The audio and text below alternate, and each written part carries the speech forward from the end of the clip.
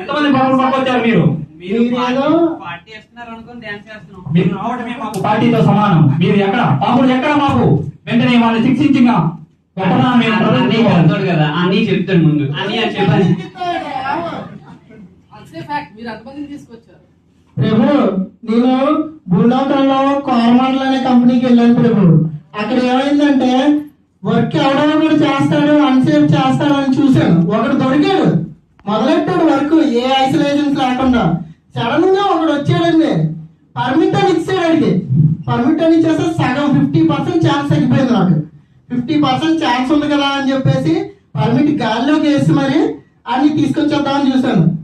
ఆడికి మళ్ళీ పిలిచాడు షిఫ్ట్ ఇన్ఛార్జ్ గారు, పెట్టాకని ఇచ్చాడండి.